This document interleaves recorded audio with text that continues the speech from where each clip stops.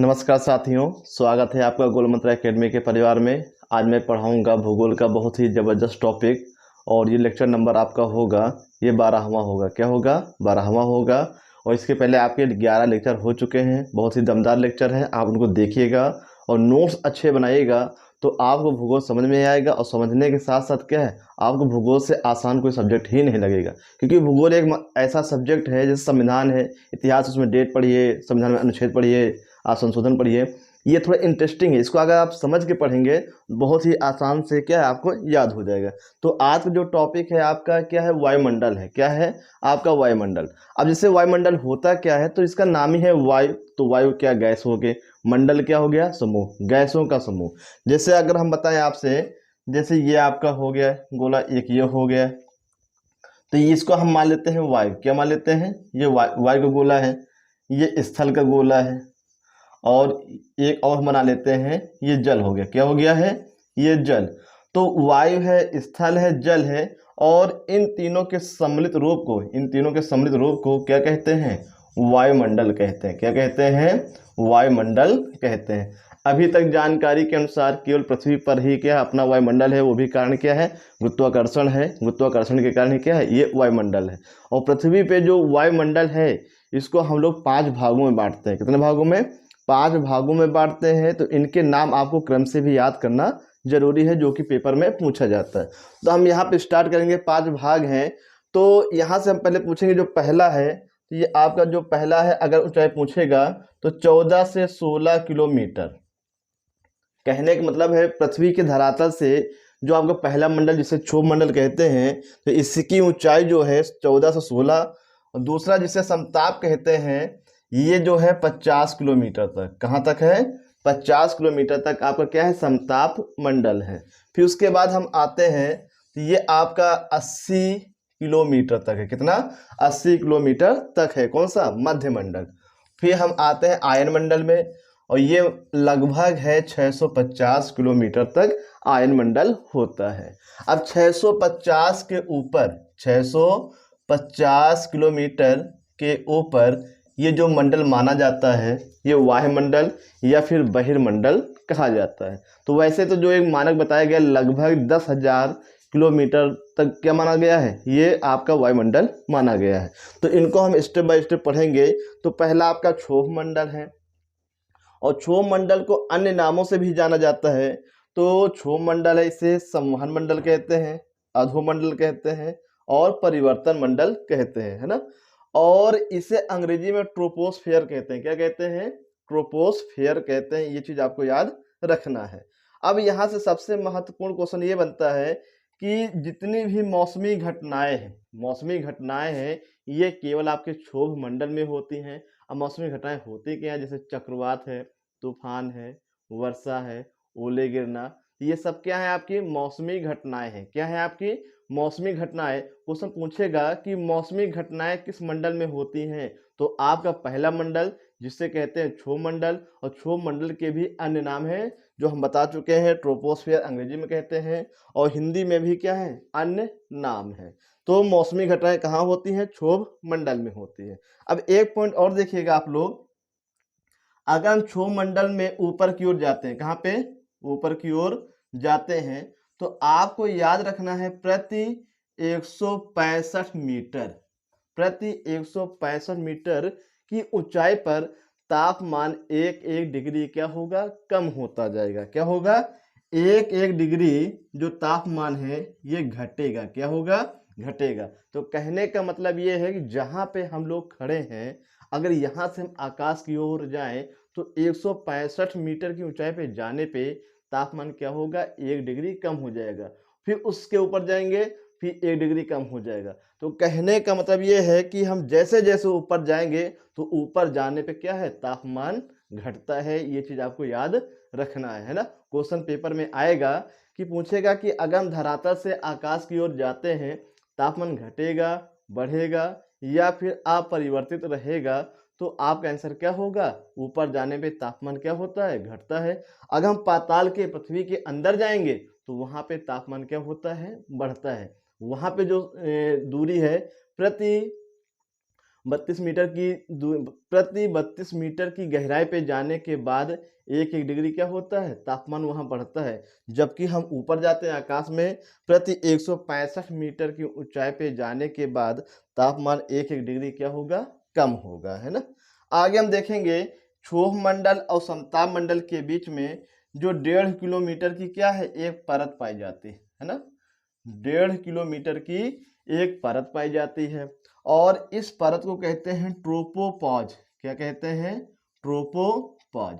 Question ये आएगा कि क्षोभ मंडल और समताप मंडल के बीच में 1.5 किलोमीटर की जो एक परत पाई जाती है उसे क्या कहते हैं, ट्रोपोपॉज। क्या कहते हैं, ट्रोपोपॉज कहते हैं। ये चीज आपको याद रखना है ना। अब देखिए यहाँ पे जैसे 14 से 16 लिख दिया है, तो क्षोभ मंडल की ऊंचाई और क्या है, हमेशा घटा बढ़ा करती है। गर्मी के मौसम में ये ऊंचाई थोड़ी सी बढ़ जाती है और ठंडी के मौसम में क्या है, ये जो है थोड़ी घट जाती है। ये चीज आपको याद रखना है कि गर्मी के मौसम में क्षोभ मंडल की ऊंचाई क्या होती है, ये बढ़ जाती है गर्मी के मौसम में, और ठंडी के मौसम में क्षोभ मंडल की ऊंचाई क्या, ये घट जाती है। इसको पॉइंट बना के आप लोग लिख लेना है ना। आगे हम देखेंगे जैसे दूसरा आता है समताप मंडल। क्या है, समताप मंडल, है ना। तो समताप जो मंडल है इसका नाम ही है समताप। सम इसका होता है बराबर, ताप में इसका होता है तापमान। एक ऐसा मंडल जहां का तापमान बराबर होता है उसे क्या कहते हैं, समताप मंडल कहते हैं। इसे अंग्रेजी में स्ट्रेटोस्फेयर कहते हैं। क्या कहते हैं, स्ट्रेटोस्फेयर कहते हैं। और यहाँ पे तापमान हमेशा बराबर रहता है। और यहाँ एक चीज और याद रखना है कि इस मंडल में मौसमी घटनाएं नहीं होती हैं। इस मंडल में मौसमी घटनाएं नहीं होती हैं, ये चीज आपको याद रखना है। और ये मंडल हवाई जहाज और या फिर जेट विमान उड़ाने के लिए सबसे अनुकूल मंडल है। क्वेश्चन ये भी आएगा कि वायुयान या फिर हवाई जहाज उड़ाने के लिए सबसे अनुकूल मंडल क्या है, ये आपका हो जाएगा कौन सा, समताप मंडल। और सबसे महत्वपूर्ण क्वेश्चन ये है कि ओजोन परत, है ना, कि ओजोन परत ये किस मंडल में पाया जाता है।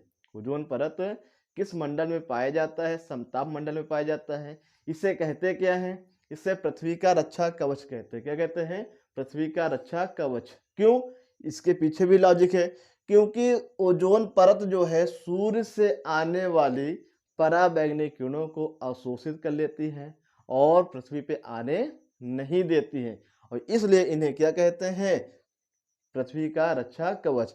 और इसको मापने की इकाई क्या है, डाब्सन इकाई। क्या है, डाब्सन इकाई, है ना। तो आपको याद रखना है इसकी मापने की इकाई क्या है, ये डाब्सन इकाई। क्या है, डाब्सन इकाई ओजोन की परत को मापने की इकाई है। अब यहाँ पे मैंने बताया है कि ये ओजोन परत जो होती है ये पराबैंगनी किरणों को अवशोषित कर लेती हैं। अब पराबैंगनी किरणें होती क्या है, पराबैंगनी किरणें आपकी 3 प्रकार की होती हैं, UVA, UVB और UVC। एक बार क्वेश्चन पूछा गया है यूपी टेट में कि सबसे हानिकारक कौन सी पराबैंगनी किरणें होती हैं, तो आपको याद रखना है सर्वाधिक हानिकारक कौन सी हैं, तो आपको याद रखना है सी वाली। जो UVC पराबैंगनी किरणें हैं ये सर्वाधिक हानिकारक हैं। अब आपसे ये बता दें कि UVA ये पृथ्वी पे आ जाती है, ये पृथ्वी के हैं आ जाती है ना, कहाँ पे, पृथ्वी पे। ये आंशिक रूप से आती है, ये क्या है, आंशिक रूप से आती हैं। तो ए वाली जो है पृथ्वी पे आ जाती हैं, और बी वाली क्या है, ये आंशिक रूप से आती है ना। और सी वाली क्या है, ये सबसे ज्यादा हानिकारक होंगी।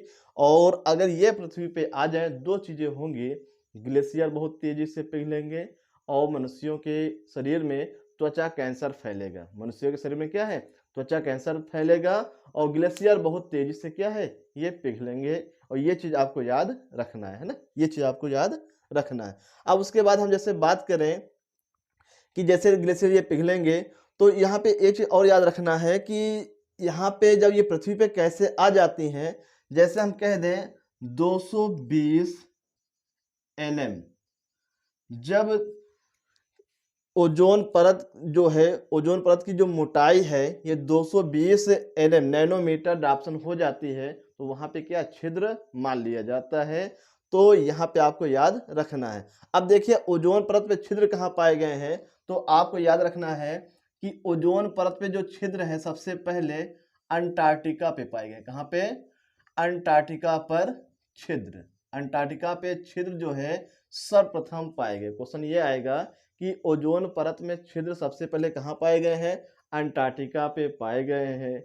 अगर आपसे पूछे सर्वाधिक, तो सर्वाधिक आपके उत्तरी ध्रुव या फिर नॉर्वे हम कह सकते हैं। उत्तरी ध्रुव लिख लीजिए और नॉर्वे भी, नॉर्वे, और ब्रेक में डालो नॉर्थ पोल। एनपी हम डाले दे रहे हैं, नॉर्थ पोल मतलब उत्तरी ध्रुव, नॉर्थ पोल मतलब उत्तरी ध्रुव।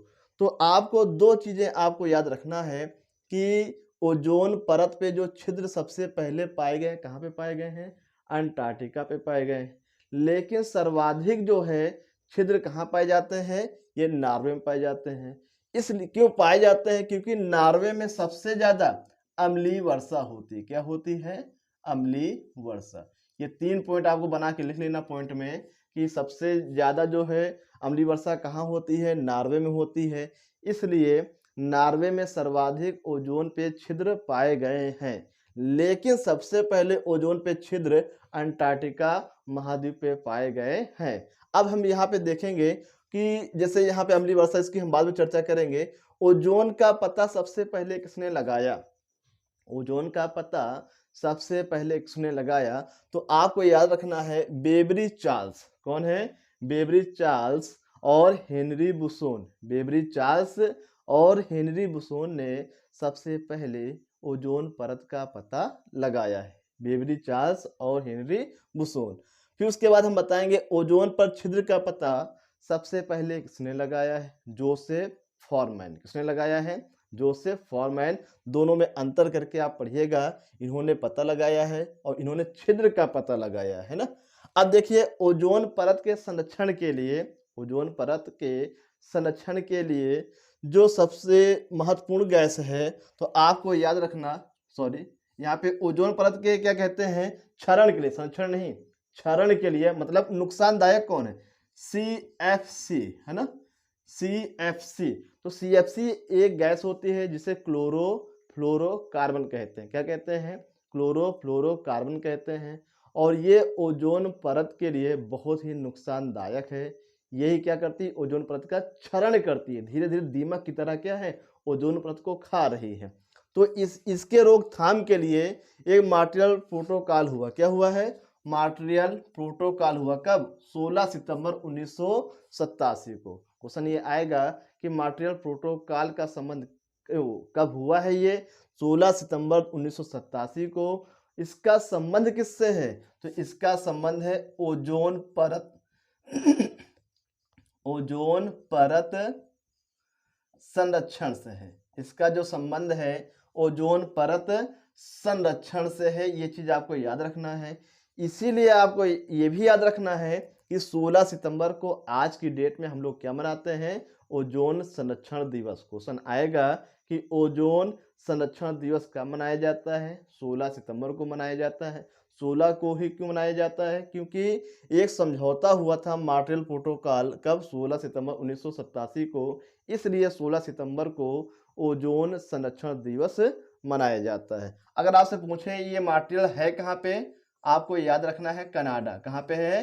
कनाडा पे है ना।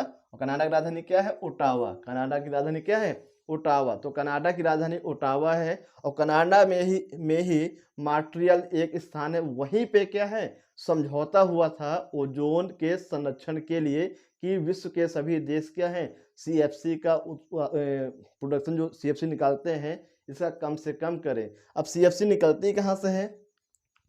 तो CFC भी ग्रीन हाउस का क्या है? एक प्रमुख भाग है। ग्रीन हाउस का क्या है? ये उसका अंग है। तो CFC जो है आपकी AC से निकलती है, फ्रिज से निकलती है, और जैसे परफ्यूम जो लोग डालते हैं, स्प्रे होते हैं, उनसे भी निकलती है। तो यहाँ से क्या है? ये सब CFC निकलती है। तो CFC जो है नुकसानदायक है किसके लिए? ओजोन परत के लिए। ये चीज आपको याद रखना है ना। क्वेश्चन आएगा कि कौन सी गैस ओजोन परत के लिए, ओजोन परत के क्षरण के लिए जिम्मेदार है? तो आपका आंसर क्या होगा? CFC, जिसे क्लोरोफ्लोरोकार्बन कहते हैं। ये चीज आपको याद रखना है। अब देखिए हमने बताया है कि नॉर्वे में क्या है, सर्वाधिक जो छिद्र पाए गए, क्यों? क्योंकि वहां पे अम्लीय वर्षा, तो अम्लीय वर्षा वहां पे होती है। अब अम्लीय वर्षा होती क्या है, तो आपको याद रखना, जब वर्षा के जल का पीएच मान, जब वर्षा के जल का पीएच मान 5.6 से कम हो जाए, जब वर्षा के जल का पीएच मान कितना हो जाए, 5.6 से कम हो जाए। आपको ये भी पता होना चाहिए वर्षा का जल क्या होता है, शुद्ध होता है, जिसका पीएच मान क्या होता है, 7 होता है। क्या होता है, 7 होता है। और इसमें विद्युत धारा प्रवाह नहीं होती है। वर्षा का जल जो है बिजली का क्या है, कुचालक है। क्या है, कुचालक है ना। ये चीज आपको याद रखना है। लेकिन जब वर्षा के जल में, वर्षा के जल का पीएच मान है ना तो वर्षा के जल का पीएच मान 5.6 से कम हो जाए तो उसे क्या कहते हैं, अम्लीय वर्षा। अब अम्लीय वर्षा कितने प्रकार की होती हैं ये आपको हम बता देते हैं। तो यहाँ पे जैसे पहला है आपका वर्षा का जल प्लस सल्फर डाइऑक्साइड, ये आपका पहला है, ये आपका दूसरा है, ये आपका क्या है, तीसरा है। जब वर्षा के जल में सल्फर डाइऑक्साइड ये क्या मिक्स हो जाती है, दोनों के मिश्रण से क्या बन जाता है, सल्फ्यूरिक अम्ल बन जाता है। क्या बन जाता है, सल्फ्यूरिक अम्ल। और सल्फ्यूरिक अम्ल को क्या कहते हैं, ये अम्लीय वर्षा कहते हैं। एक बार पेपर में ये आया है कि ताजमहल बदसूरत हो रहा, क्यों? सल्फ्यूरिक अम्ल के कारण, या फिर हो जाएगा अम्लीय वर्षा के कारण। उसी प्रकार हम यहाँ देखेंगे वर्षा का जल और इसमें जब नाइट्रोजन ऑक्साइड हो जाएगा तो दोनों के मिश्रण से क्या कहलाएगा, नाइट्रिक अम्ल। तो नाइट्रिक अम्ल भी क्या है, अम्लीय वर्षा है। फिर हम आएंगे वर्षा के जल का, वर्षा का जल और इसमें क्या कार्बन डाइऑक्साइड मिक्स हो जाएगा तो ये बन जाएगा आपका क्या, कार्बोनिक अम्ल। क्या बन जाएगा, कार्बोनिक अम्ल, ये आपका बन जाएगा। ये 3 प्रकार की आपकी क्या हो गई हैं, अम्लीय वर्षा हो गई। तो आपके 2 मंडल आपके तैयार है, एक आपका क्षोभ मंडल हो गया है, एक आपका समताप मंडल हो गया। और इन दोनों मंडल से जितने भी क्वेश्चन बनते हैं सब मैंने बता दिया है। अब हम आते हैं तीसरे मंडल में। किसमें आते हैं, तीसरा। आपको पता होना चाहिए कि टोटल 5 मंडल है और 5 मंडल में जो बीच वाला है उसे हम लोग मध्य कहते हैं। और मध्य से हो जाएगा मध्य मंडल। क्या हो जाएगा, मध्य मंडल हो जाएगा। मध्य मंडल को अंग्रेजी में क्या कहते हैं, मेसोस्फेयर कहते हैं। क्या कहते हैं, मेसोस्फेयर कहते हैं। और ये सबसे ठंडा मंडल है। ये क्या है, सबसे ठंडा मंडल है। उल्का संबंधी घटनाएं कहाँ पे होती हैं, मध्य मंडल में होती हैं। उल्का संबंधी घटनाएं ये कहाँ पे होती हैं, ये मध्य मंडल में होती हैं। यहाँ का जो तापमान -100 डिग्री तक और इससे भी नीचे चला जाता है ना। ये नॉर्मल है क्या, -100 डिग्री है ना, -100 डिग्री। तो 2 चीजें आपको याद रखना है कि सबसे ठंडा मंडल कौन है, मध्य मंडल है। उल्का संबंधी जो है घटनाएं कहाँ होती हैं, मध्य मंडल में होती हैं। और उल्का की जो हमने डिटेल में ये पीछे वाले लेक्चर में पढ़ा चुके हैं। आगे हम देखेंगे आयन मंडल है ना। तो आयन मंडल को अंग्रेजी में कहते हैं आइनोस्फेयर। क्या कहते हैं, आइनोस्फेयर। क्या कहते हैं, आइनोस्फेयर कहते हैं। तो क्या कहते हैं, आइनोस्फेयर कहते हैं। ये चीज आपको याद रखना है। और आयन मंडल में ही रेडियो प्रसारण सैटेलाइट है। आयन मंडल में ही क्या है, रेडियो प्रसारण सैटेलाइट स्थापित किए गए हैं। इन्हीं के माध्यम से जो टीवी है, मोबाइल है, रेडियो है, इन्हीं तरंगों के माध्यम से चलाए जाते हैं, है ना। जैसे हम लोग पढ़ते हैं, टीवी देखते हैं, तो टीवी में क्या है, रेडियो प्रसारण सैटेलाइट के माध्यम से ही हम लोग रिमोट के माध्यम से चलाते हैं। जबकि रिमोट में अगर पूछे कौन सी तरंगे होती हैं, अवरक्त तरंगे। क्या होती हैं, अवरक्त तरंगे।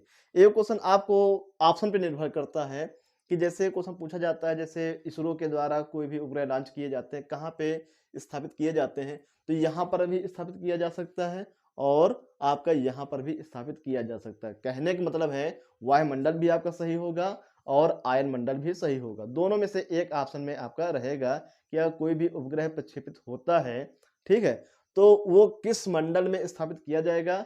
तो आपका आंसर वाह्य या बहिर्मंडल, जिसे अंग्रेजी में क्या कहते हैं, एक्सोस्फीयर, यहाँ पे भी किए जाते हैं और आपके आयन मंडल में भी किए जाते हैं। ये चीज आपको याद रखना है ना। अब हम यहाँ देखेंगे, इसको हमको स्टार्टिंग में बताना चाहिए कि ये U का मतलब होता है अप और L का मतलब होता है लोवेस्ट। तो वायुमंडल की जो ऊपरी परत होती है, वायुमंडल की जो ऊपरी परत होती है, उसके अध्ययन को क्या कहते हैं, उसके अध्ययन को क्या कहते हैं। एरोलॉजी कहते हैं। क्या कहते हैं? एरोलॉजी कहते हैं। फिर क्वेश्चन पूछेगा वायुमंडल की निचली परत को क्या कहते हैं? मेट्रोलॉजी। क्या कहते हैं? मेट्रोलॉजी। तो ये हम लिख सकते हैं ऊपरी परत। ये क्या है? ऊपरी परत। और ये आपकी हो जाएगी निचली परत। तो ऊपरी परत के अध्ययन को एरोलॉजी और निचली परत के अध्ययन को मेट्रोलॉजी, है ना। अब देखेंगे वायुमंडल में कौन कौन सी गैसें मुख्य रूप से पाई जाती हैं, है ना। तो आपको याद रखना है कि सबसे ज्यादा जो नाइट्रोजन पाई जाती है, सबसे ज्यादा क्या है? नाइट्रोजन पाई जाती है ना। क्या पाई जाती है? नाइट्रोजन। क्या है? नाइट्रोजन, ये 78%। ऑक्सीजन 21%। ये 20 दशमलव समथिंग है, 21 मान लीजिए। हमारे वायुमंडल में 21% क्या है? ऑक्सीजन पाई जाती है। आर्गन जो पाई जाती है 0.93%, इसे हम 0.9% कहेंगे। इतने परसेंट क्या है? आर्गन पाई जाती है। कार्बन डाइऑक्साइड कितने परसेंट पाई जाती है? तो 0.03%। ये हमारे वायुमंडल में क्या है? गैसें पाई जाती हैं। एक बार लेखपाल में क्वेश्चन ये आया था कि बताइए यूरिया में कितने परसेंट नाइट्रोजन होती है। लेखपाल में क्वेश्चन पूछा गया है कि यूरिया में कितने परसेंट नाइट्रोजन होता है। तो आपको याद रखना है 46%। क्या है? 46%, है ना। तो इस प्रकार से ये आपका टॉपिक समाप्त होता है। आप अच्छे से देखिएगा, नोट्स बनाइएगा। और ये स्टेप बाय जैसे हम पढ़ा रहे हैं, आप अपने नोट्स में भी क्या है? लेक्चर 1, लेक्चर 2, लेक्चर 3 करके आप डालेंगे। और ये जब भूगोल कंप्लीट होगा, जो लोग भूगोल से डरते हैं, तो उनका जो सबसे प्रिय सब्जेक्ट क्या हो जाएगा? भूगोल ही हो जाएगा। केवल जैसे जैसे हम पढ़ाते जाएं, हमारा कहना मानते जाइए। आप 2 या 3 बार वीडियो को देखिए, 2 बार देखिए, फिर तीसरी बार देखते जाइए और लिखते जाइए। बहुत ही अच्छा रिजल्ट मिलेगा और समझ में आएगा। क्योंकि एक बार अगर जो लोग पहली बार पढ़ेंगे, थोड़ा दिक्कत होती है, समझ में कम आएगा। जब 2 बार देखेंगे तो समझ में आ जाएगा। तीसरी बार देखते जाएंगे और लिखते जाएंगे तो और भी अच्छे से क्लियर हो जाएगा। तो रोजाना की तरह आज हम आपसे सवाल पूछेंगे। आज 2 सवाल नहीं पूछेंगे, आज एक ही सवाल पूछेंगे। और उस सवाल से संबंधित जितने भी क्वेश्चन है, जितनी भी जानकारी है, आप लोग कमेंट सेक्शन में लिख के बता सकते हैं। और क्वेश्चन है गदर पार्टी के बारे में आप क्या जानते हैं, और कंपटीशन के लिहाज से क्या क्या क्वेश्चन बनते हैं, इनका जवाब आप लोग कमेंट सेक्शन में लिख के बताएंगे। क्वेश्चन क्या है? गदर पार्टी। क्या है? गदर पार्टी। कितने क्वेश्चन बनते हैं, किसकी दृष्टि से? कंपटीशन की दृष्टि से। उनके जो है आप लोग जवाब कमेंट सेक्शन में लिख के बताएंगे। धन्यवाद। जय हिंद, जय भारत।